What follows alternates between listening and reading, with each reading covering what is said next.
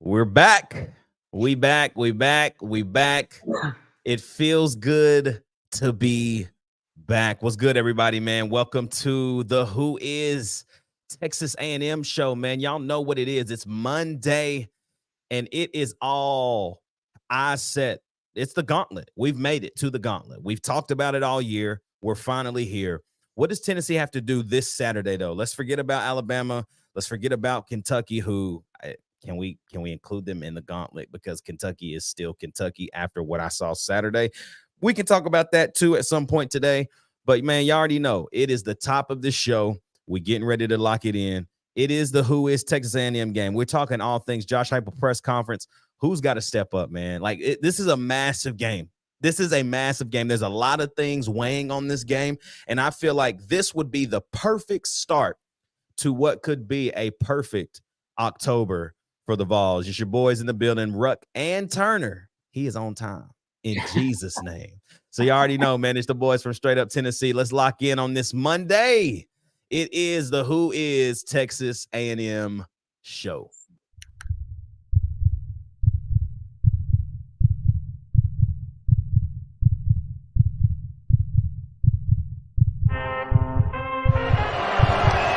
From 40, on the way, a knuckleball.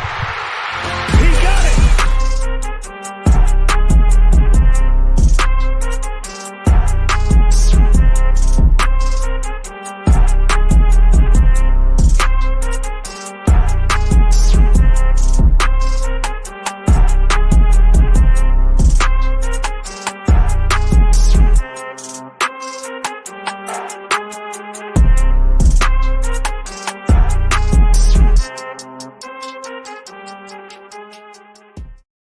What's happening? Welcome to Straight Up Tennessee on this Monday night.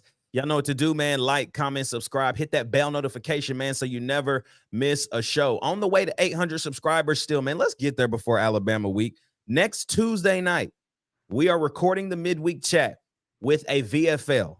This is not just a VFL. This man, I can't share too much. Just next week on the midweek chat, we going crazy. Just know. Big time VFL joining us. Luckily, he family to me, so cannot wait. We'll release who that is as the week progresses. But it's Monday, man. Y'all already know. Like, comment, subscribe. Thank you to everybody listening right now on a Tuesday morning on Apple and Spotify. Continue to rate this thing 5 stars and let everybody know why they need to be rocking with us. Turn. Different scenery back there for you, brother. Where you at? Yeah, we finally almost back to normal, bro. We finally almost back to normal. I don't have my room ready, but we in the new house. You feel me? Yeah. So we back to normal. New space. About to get his mic back. He gonna stop sounding like he recording at Dollar General. Oh, bro, I told you this earlier, man. Like, it felt like the longest week and weekend with no Tennessee football. To be back in Neyland Stadium on Saturday is going to be the highlight of my week. I really think. Dude, it feels like it's been like a month since It's been 1 week. Dude, I didn't know what to do this weekend. I mean, I moved. I watched a little bit of football, but still it felt weird. Like, you go to sleep on Friday night, like you can't sleep because you like, oh, Tennessee's playing tomorrow. Right. Like, bro, I don't know if you did this. First thing I did when I woke up, you know what I did? Just a habit because it's Saturday. What's that? I put on my UT fit. Oh, duh. That's a no-brainer. For no reason. Just always. I got something for you. I got something at all times. We had to go to Lowe's to get some stuff, and I was like, all right, I'm gonna wear my Tennessee stuff. And then on our way to Lowe's, I was like, man, Tennessee don't even play today. But hey, it don't matter. We got a rep wherever we go. There's a lot of great football games on Saturday. The Notre Dame Louisville game was great. Georgia absolutely obliterated Kentucky, which makes me think that game up in Lexington here in about 2 weeks. I knew it was already winnable, but now it makes me question, can we run away with it? And then obviously the biggest game that we watched on Saturday, bro, Alabama and Texas A&M. Alabama beats them 26-20 in College Station. Let's keep that in the forefront of our minds too. Alabama went down there to Kyle Field and won that game. I know you didn't get to watch a lot of it, but man, Jalen Milroe did not hurt Texas A&M on the ground. He hurt Texas A&M through the air. I believe he had 321 yards. It was either 2 or 3 touchdowns, career day for him. And it only made my eyes go, oh my gosh. What could transpire inside of Neyland on Saturday? And you got to, like, the way I reminded myself is like, we at the crib. Like, we at the crib. When we operate on offense, it's silent. Yeah. Like, Alabama operating in 102,000 down there in Kyle Field like it's nothing. Milroe operating, executing. It just made my eyes go, okay. Is Texas A&M, are we more worried about the brand of Texas A&M, or are we actually, like, do we actually need to be worried about this game? No, I think that's a good point. I ain't really thought about that. Are we worried about Texas A&M because of the name? Like, it's Texas A&M. Like, you know what I mean? Right. Yeah. I mean, that thought came to me today. I was like, have I been feeling like uneasy because it's like, it's Texas A&M, like Johnny Manziel, Kenny Trill. Like, I think of all these quarterbacks that they've had that have been dogs. I mean, I think about the defensive side of the football, Justin Evans, like they've had boys, but like, are we so caught up in the brand that we just looking at them like, man, they're really not that great of a football team? Do they have good positional guys? Absolutely. But I think every team in the league that we're going to play does. Like, in my opinion, A&M is a great football team. Hear me say that. Yeah. But they got to come to the crib. That is my thing in the forefront of my mind. It's like, y'all got to fight through this crazy checkered crowd to get a dub in Neyland, in Knoxville, Tennessee. Well, and you got to think too. Another thing that I think about is like, I mean, I know you got a week to rest, but you just came off of like Bama week, like, you know Gauntlet. what I mean? Yes, you had a game. Yeah, facts. Man, before we dive in, bro, to like everything A&M, I know we already got a little taste. I got a lot of things I want to say, but what's up in the chat, man? We got the boy Adrian with us tonight. He says, your little clout, what's happening, man? What even is an Aggie? Facts. Adrian says this, man, Tennessee has to be more physical, and we got to tackle well against A&M to win. I agree with that 100%. Lil Clout says, can't stand A&M's male cheerleaders. Them fellas strange. They are strange. If y'all didn't know this, Texas A&M, and I didn't know this, Turner, so this may be news to you. Texas A&M, you know, they do their 12th man chant at midnight when they're in Texas it's just tradition, right? Mm-hmm. Well, typically they do this on the road as well. And they do it out like by the opponent's stadium, and it's loud or whatever. Tennessee said you can't do that. And they're actually going to do it at midnight in the convention center because they told them you can't do it outside Neyland Stadium. So they're going to be inside a room doing their little 12th man chant downtown in the convention center. Kind of crazy. That's hilarious. I was like, hey, that is a Tennessee. Hopefully Danny White did that. Like, shout out to you, Danny. That sounds like a Danny White thing right there for sure. 100%. Shout out to Danny White. Lil Clout also says Turner trying to get that man cave going in his new house. Wasn't that impressed with Bama or A&M. We'll talk about that too. There's a lot of things from that game that were eye-opening to me, and also I had to remind myself that Tennessee also isn't at a place to where we should just feel like we're going to run through everybody, even though we know where we should be at this time, but we're not there yet. So, but this is true right here. We can't overlook any team on our schedule. When you do that, you get results like we did in Gainesville, and that's very true. So, Lil Clout, who is A&M? Who is Lil Clout 300? Still don't know who We've been trying to figure out who Lil Clout is. He ain't gonna tell us. I wish that he would just tell us who he is. Maybe we send him a free merch t-shirt. I still got t-shirts from 2022 brand, and I'm wearing one this weekend, actually. I do too. Little Cloud, you tell us your name, we're gonna send you a T-shirt, bro. Real talk. But as we dive in, turn man, let's talk about it. Who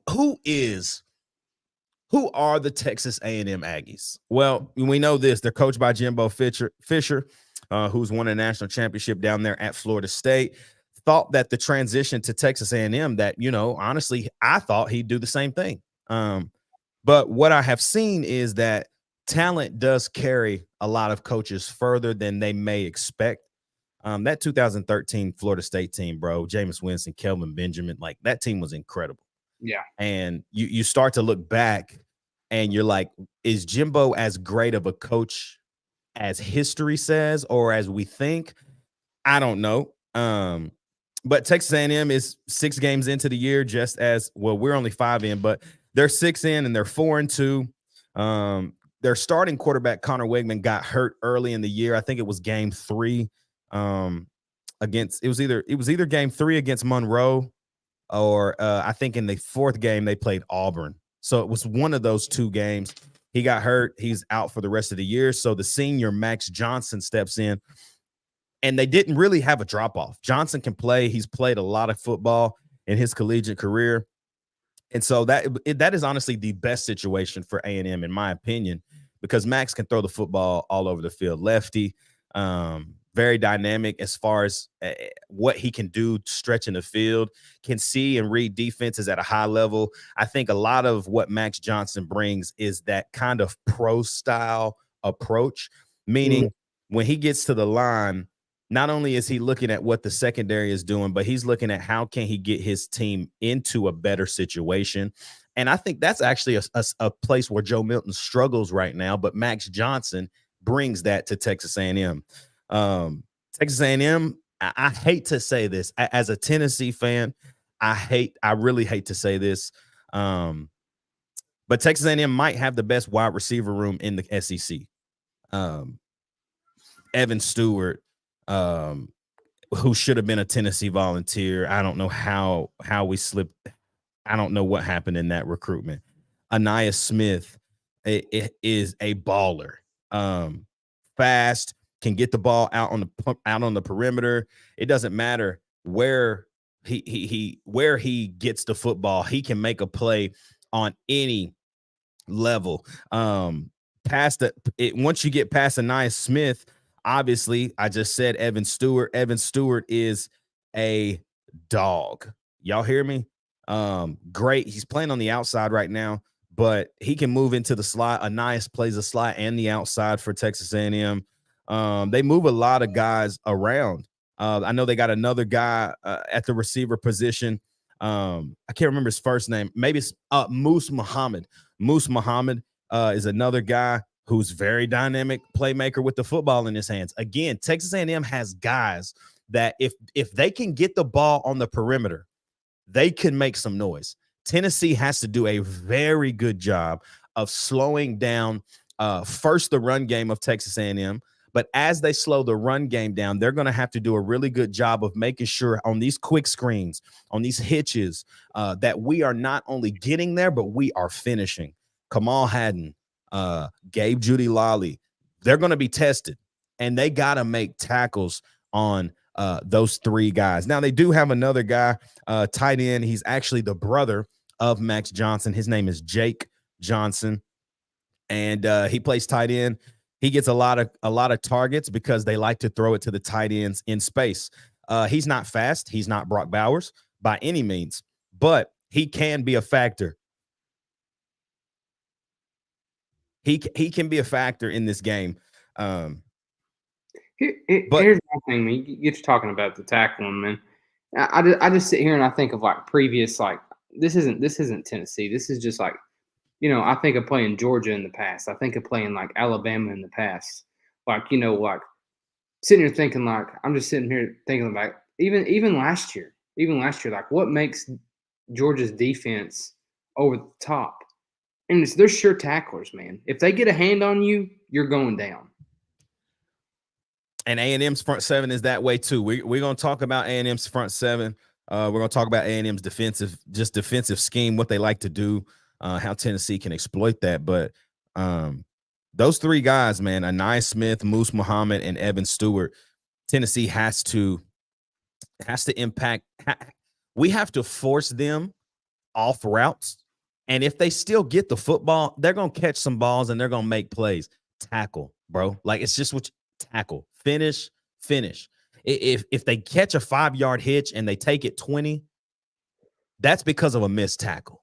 That can't happen. Let them have the 5-yard hitch, but make the tackle. Finish on every single opportunity, or else it could be a long night if we let Max Johnson sit back there. But I don't think that is going to happen. Texas A&M has struggled turnovers wise, man. They turned the ball over, I think, twice against Alabama. Max Johnson threw a pick, two fumbles, actually. I know they didn't lose that, but there were two fumbles by them.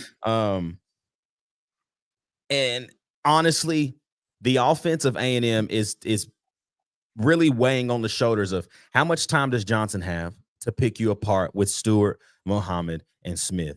The running backs, not bad at all. You got Le'Veon Moss, who's probably their RB1. He had 16 touches against Alabama, 49 yards, 1 score. Right behind him would be Amari Daniels. He had 4 touches for 17 yards. But then they had another guy, Reuben Owens. But Le'Veon Moss is going to get most of the load in the backfield for A&M. But Max Johnson threw the ball 25 times. They ran the ball a total of 35 times. Max Johnson turned. They're counting sacks in this, but he also had 12 carries. For -3 yards, though, because he got sacked. Here's what I want to tell you. I'm viewing this Max Johnson hype, not really hype because nobody's talking about him a lot, but just for our game and for our mental. Max Johnson is like Spencer Rattler in a sense of he's not going to wow you when he takes off and run. He's not going to be breaking a 50-yard run. Neither will Spencer Rattler. But if you give them time to sit in the pocket and make plays and be decisive, they will eat you alive. And that's what he could do. But we can get to him. Alabama had 5 sacks. 5 sacks last week. We can get there. James Pierce, Tyler Barron, Omar, Big O, Roman, Joshua Josephs, Tyree, y'all, we got to go get him, bro. Beasley, we have to go get him. Defensively, man, A&M, man, they're good. Their front 7 is great. One of the guys being their starting linebacker in Edgerrin Cooper. He had 11 tackles, bro. Had a forced fumble. He has 6 sacks on the year. 6 sacks himself on the year. One guy that we all know a little too much is actually kind of made that jump. You know, his freshman year didn't have the best year, but from his freshman to sophomore year, defensive tackle Walter Nolan is making noise. And I mean, he only had 2 tackles last week, but it's not about the tackles. It's about what he's doing to get past the line. He's getting back there. He's forcing chaos, getting hands up in the quarterback's face. Can Cooper Mays match up and truly dominate Walter Nolan? That is going to be the biggest question mark for me heading into Saturday. If that offensive line plays like we did against South Carolina, we're going to eat. We're going to eat because we have to establish the run Saturday. We have to. We can't treat this like Florida, bro. Yeah, and I'm not gonna lie, their defense is actually not. I mean, their defense is not bad. I'm trying to find this stat.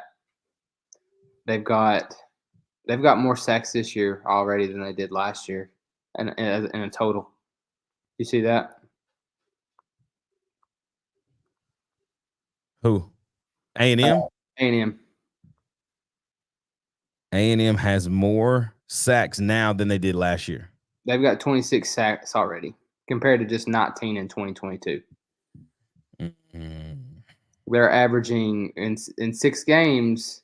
Last year they averaged 208. They were allowing 208 yards per game. This year they're letting 84 yards. They're averaging 84 yards a game. So we got to be able to run the football. I mean, we have to.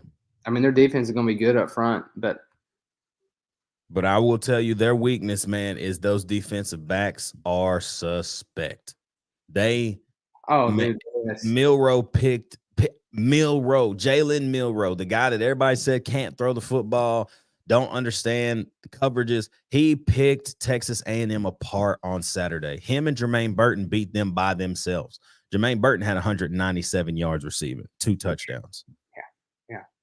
We have an opportunity. Joe Milton has an opportunity, man, Saturday to really take a step. And I'm big on the numbers game, and the numbers are deceiving when it does talk about Joe, in the fact of he has been okay, and we're still putting it on teams. What happens if he takes that thing from okay to he's being good? If we can get from okay to good, what happens, bro? Like, what happens I think Saturday if he can just have a good game? you start seeing last year, in my opinion. Quickly. Yeah. I mean, very quickly, and hopefully you get Tennessee fans to shut up if we can do that. You know what I mean? Yeah. No, it's 100% true. I think this is one of them games. Everybody on here saying we got to play physical. I think this is one of those games. I think it's a lot like. I mean, it's not to. I don't think they're as good as like a Alabama like a Georgia defensive front. But I think this is a game, and this can go with any game. But like for Tennessee, especially this year, we got to win in the trenches, man. Like we got to win up front on both sides of the ball, offense and defense. We got to get home on defense, and we got to give Joe time, and we got to be able to run the football. If they don't have many people in the box and we got them outnumbered, we need to get 5-6 every time. Yeah, we have to, bro. And force them to bring somebody up in the box, and then I promise you, God, if we can get him to do that, Joe Milton might have 450 in the air. He could, and that's what's crazy is what happens, man. If he just, I've said this. What happens if it just clicks? Yeah. Like it just takes that one game for it to just click. Could it be after the bye week, just like this? You get Texas A&M in Neyland Stadium. You get them in a place where you're comfortable, an environment that's for you and not against you. Can it click and come all together? Because if it does, man, Tennessee could run away with this game Saturday. They could run away with it. And I don't know. There's a lot of unknown. There's not a lot of unknowns going into this game, but there's some unknowns going into this game. Like, I mean, we know Ramel and Squirrel going to start, but who's going to get that start on the outside? You want to say Caleb Webb or Chaz Nimrod, but I mean, at the end of the day, I mean, I don't know. I'm going to think that it's going to be Caleb Webb that gets that first run. I think they have the most trust in K Webb. When Brew went down, who got the first snaps? It was Caleb Webb, But Josh Heupel met with the media today earlier, and one of the things that they said, who do you anticipate being in that rotation? He said, Chaz, Caleb, Dante. And when he said Dante, I was like, we talked about this. Like, do we see Dante Thornton line up outside and just burn corners? Well, and it's one. Go ahead. I'm just saying, like, if we get if that happens and he gets in both of the rotations from slot to outside, whatever it is for him, like, could we see who we thought we were going to get all year long in Dante Thornton? I think so. And I think he's going to make an impact because now he has no choice. He has to. Veteran as far as in collegiate football, he's a junior. He's seen a lot of football, and now it's time to go crazy when we get into this big gauntlet of SEC play. It's time. I think Dante Thornton's a huge piece to where we go from now till really we get back in Neyland for homecoming against UConn. Yeah, man. I sit here and think, and I don't know, man. Maybe it's just me thinking that, who we don't know. Like, what if this is what, like, because we know the potential that Dante Thornton has. We know the potential's there. But like, what if this is what he needed? What if he needed to get split out wide? And like he just like you said, he's a matchup nightmare. I wonder if it's even more so just the feeling of being needed, Right. right? Yeah. Like not that we didn't need him, because we do, and we want him to be successful. But I think now there's a new sense in the air in the receiver room for Tennessee. Yeah. It's that we desperately need somebody to step up. And can Dante come into this game Saturday and show us like, this is what we're going to get the rest of the year? I think so, and I sure hope so, because him, Ramel, Squirrel, we know those are your three guys that will more than likely get the most targets. But can one of them just stand out and become the guy? You think about it. Cedric Tillman goes down against Akron last year, game 3. We didn't know Jalen Hyatt was going to be who Jalen Hyatt was at game 3. Like, okay, yeah, he had 2 touchdowns against Akron. Yeah, he had 1 against Ball State. He didn't score against Pittsburgh. We didn't know Hyatt was Hyatt, really, until like, okay, LSU game 5, he had 2 touchdowns, and then the Bama game, he just exploded. Who is going to be that guy? That is the question mark. And I think that we have time to figure it out, and they have time to kind of step into that, but the window is small. The window is very small. Like, you can figure it out this game, but I think it's a 1-game thing. Like, who's the guy after Saturday? That's what we need to know. Yeah, 100%. Man, on Thornton, man, I just think he's such. I mean, this is just me personally. I don't see practice. I don't know anything. I don't know. I know he's fast and tall. That's about all I know. But I think he's just such a better fit on the outside, personally. But I think a big thing that the coaches are going to be looking at when it comes to Brew McCoy's position is whoever does get that out there and becomes that number 1 guy, they got to be physical. I don't know if you knew this. Did you know that Brew McCoy out of high school, he was a defensive guy coming out of high school? Really? What was he? Like a DN, linebacker or something? defensive end. DN? Yeah. He was, dude, Brew ain't little. They converted him at God, where'd he go? USC, Texas. They converted him, yes. They converted him to a receiver when he got to college. He played DN. Now, I know he did play receiver in high school though, too, because Bryce Young was his quarterback. Yes, facts. Which, like, imagine Bryce throwing balls to Brew McCoy. Like, they were probably killing people in high school. Oh, yeah, dude. I can't remember. It was the Volquest guys talking about it. They were talking about how Brew McCoy's a defensive guy. Like that just shows the physicality of how Brew McCoy is if you're a defensive guy. You know what I mean? Yeah, yeah. And I think that's something that you got to look into is like, I mean, Brew was 220, bro. Like Brew, Yeah. 6'3", 220. Good, great size. We don't have another receiver that big. The biggest is Dante at 6'5", 214, which that's a skinny 214, kind of. And I don't think you're going to get that physicality, big physical like Brew, really in that receiver room. I hate to say that, but not unless you use Warren out there or Castles. Since you opened the can, I was going to that next. How much do we see the tight ends get work now, as far as in the pass game? I think it goes up 10% easily.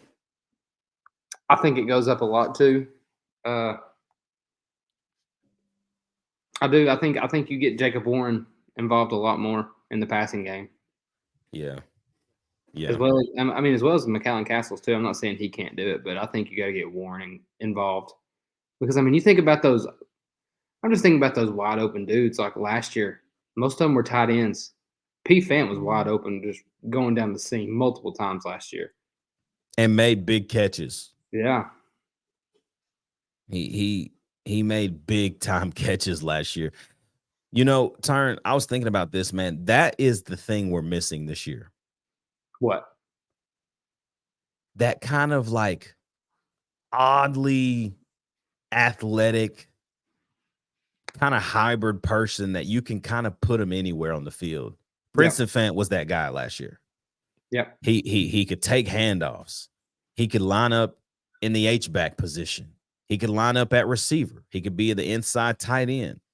And he just somehow always found a way to the end zone. Yep. We don't really have that guy this year, man. Like it's not frustrating because nobody knew last year P. Fant was even going to be that involved. I think we knew that he was going to be involved based off of all the preseason hype. You know what I mean? But once we started to see how they put him in positions to be successful, that's when I was like, bro, we got to find a P. Fant like every year because it is such a unique, very intentional role. That now that we've seen it, we're missing that a lot this year. Yes, big time. 4th and 1 against Florida, and P. Fant's running the ball. Absolutely. I mean, I can't remember what game it was. He scored on the goal line. It was Alabama. Yeah. Bama. When we went up 28-10, he gets the ball. He runs to the middle. It's not there. He bounces it out and scores a touchdown. Because he was a running back in high school, correct? Yes. Like, we're missing that, bro. That was a special thing. That was a special thing that Princeton Fant brought to the University of Tennessee last year, man. Yeah, then Hub said this. I think it was Brent Hub said this on VolQuest earlier. He was like, like when Tillman got hurt last year, like everybody was like, oh man, what are we going to do? And you compare it to this year, and it's like Hub was like, you got to think. I mean, last year we were more developed at the wide receiver position. So when you had Ramel Keaton go in, you're like, okay, this ain't no big deal. Like you know what I mean? Like Tillman's out, we got what's his face going in. Like we're gonna be good. Right. At this point now, you've got a guy in Ramel Keaton, and then you've got a true sophomore in Squirrel White. You've got a redshirt freshman in Caleb Webb, a redshirt freshman in Chaz Nimrod, and then you got a true junior who's a transfer being in the Josh Heupel system. So we truly only have one guy in this receiver room now who has been fully developed by Josh Heupel. This is his 3rd year in the system. Yep. You know what I mean? Mm-hmm. That was the difference, bro. That was the difference. Jalen Hyatt sat in that offense for a year and then had the year he had last year because he just wanted to go harder. Cedric Tillman, successful. Somebody has to separate themselves in this group, and I don't care who it is. I don't know who it is, and I don't really care. I just need it to be somebody who's ready to take the handles, because if they take the reins and they are not only successful, but they take people with them, there's some special things that can happen in the next few games. If somebody can emerge and they can bring people with them to do the same thing, bro, that receiver room could be at a level that we knew that we could be, but now we could be in awe watching this receiver room. I think Caleb Webb has an opportunity, bro, because he's sure hands. Joe Milton trusts him. Mm-hmm. And hot take, Caleb Webb might get his 2nd touchdown as a volunteer Saturday. I mean, you're not wrong. Dante Thornton still doesn't have a touchdown as a Tennessee Volunteer. Can that change? And will it? It should. Just target him, dude. Just throw it to him. You know? That's what I'm saying, bro. Just give him the ball. Give him the ball. Throw it to him. Throw it up. I mean, what's the PI? You gonna get a PI? Yeah. Get a PI penalty. Whatever. 15 yards. That's fine, right? I'll take it. I'll take it at all times. Like looking forward now, bro. It's Monday. It's early. And obviously, we'll have keys to victory on Friday's show. But what's the one thing right now on a Monday that Tennessee must do, in your eyes, to come out on top Saturday? Offensive line play. I mean, I think it's that simple. I think if we can, I think that's Tennessee football this year. If we can run the football, 150, 200 yards a game, we're not going to get beat. I'm sorry, but we're not going to get beat. It's not going to happen because what we're going to do is, like I said earlier, and I talked to you about this today, we're going to force, because what people are doing right now, they're playing that split safety look, and that's why I told you earlier on 3rd and 5 against South Carolina, we're running the footballs because we got them outnumbered in the box. Why not run the football with the backs that we have? And you can get the offensive line push. They're going to make a play. Yep. Yeah, if you bring if we can force teams to bring somebody, just one more person down in the box where we got them outnumbered, dude. I mean, it's okay. You're gonna make us get 2-3 yards. Okay, we're just gonna beat you over the top now. That's fine. And then when you bring them back, we're just gonna go back to running the football 4 or 5 yards. I mean, there's no winning. You pick your poison. You want to get beat in the air. You want to get beat on the ground. It's your choice. Yeah. Which one? Which one do you want? 100%. For me, looking at the game, looking at what can happen, looking at skill player versus skill player, for me, it's how much pressure can we get on Max Johnson?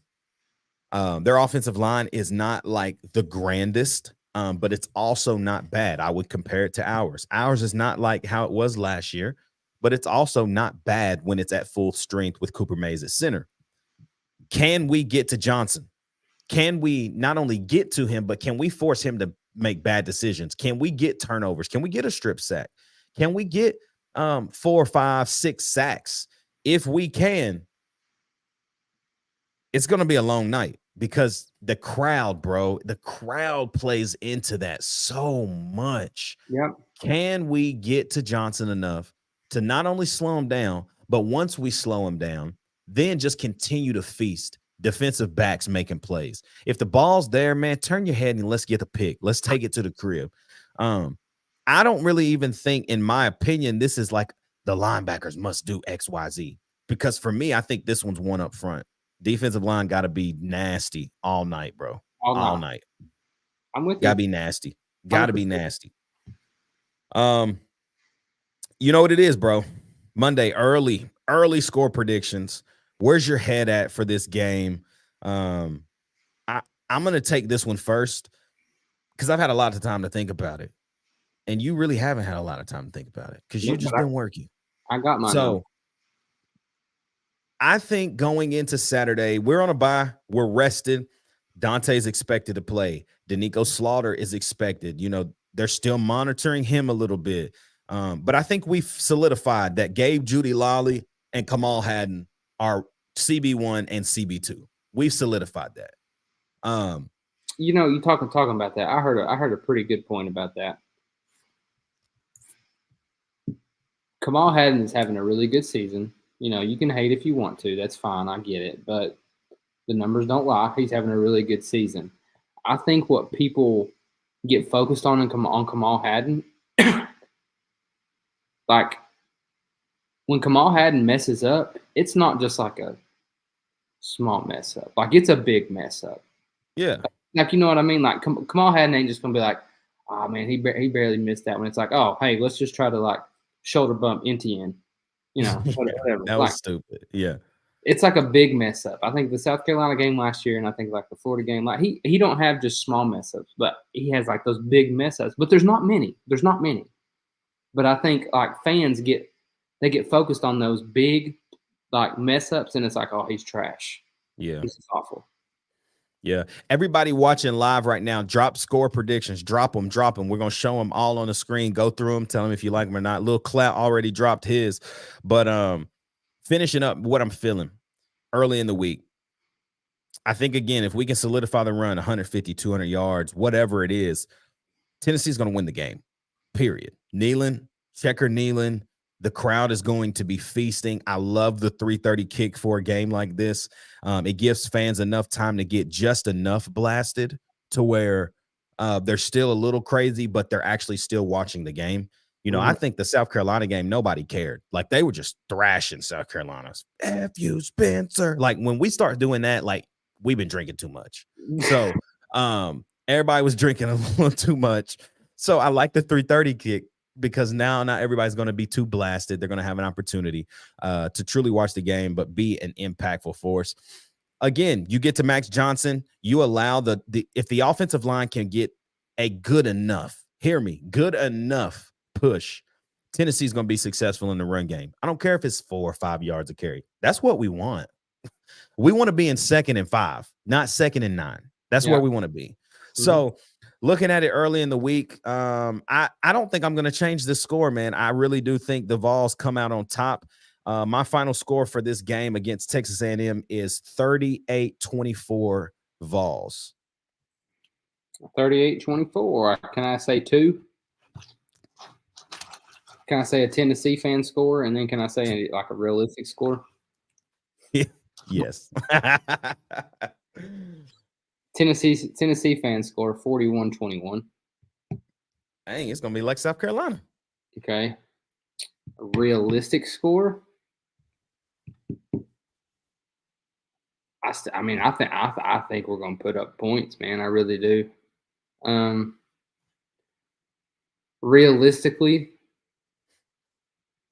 31-28. Dang, that's a close game. I think it's going to be a gauntlet. I really do. I said 38-24, and I'll explain that more at the midweek chat, why I said that.